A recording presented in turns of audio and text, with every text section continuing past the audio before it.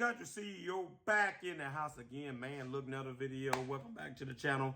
Subscribers, family, and friends. Look, man, ups and downs of the dump truck business.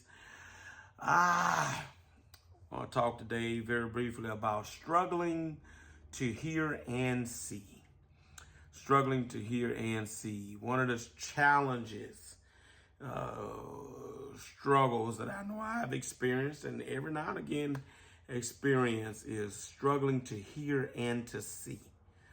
What am I talking about? Well, one of the things in any business, but I think it applies to this, is to be able to, let's talk about the hear, being able to hear.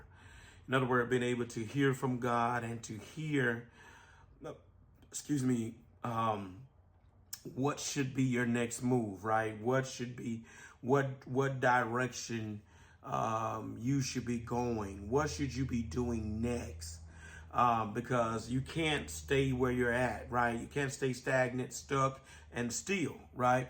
If you're gonna dominate this game, you have to be able to hear and feel. You feel it by hearing it, what's next and what's coming up and what should I be doing, and positioning yourself in the right place, right? But not only hearing, but seeing what's going on around you in the business, and that kind of thing. Just give you an example of that. It was just disheartening last week just to see this. I came to this. I saw this. Thank you, God. I saw this, and I was like, something I mentioned to you on another video about our younger guys, drivers. We're going to have to train them how to be professional drivers, right? I saw that, and I was like, oh my God. So that's another thing on my plate we got to do, right? We got to show these young guys. And when I say we, me, my older guys, share wisdom with them, show them how to be professional in what they do, right? So I'll thank God for that, being able to see that, right? But sometimes it's not always clear to see what's next or what I need to see. What's the trends going on in your own business? Can you hear what's going on in your own business? Because being the owner, operator, the boss, sometimes they don't want to tell you what's going on. Sometimes you're the last to know. But also just the trends in your business and how it's trending, but also trends outside of your business and what other businesses are doing, right? All right, so how do we solve that? How do we do that? Numbers, constantly doing the numbers. I challenge you to stay looking at your numbers. Numbers never lie, right? Numbers never lie, whether it be your payroll, whether it be your overhead, whether it be what you're making, right? Numbers never lie. For example, it was me looking at the numbers late last year that caused me to say, I got to lower my expenses this year, right?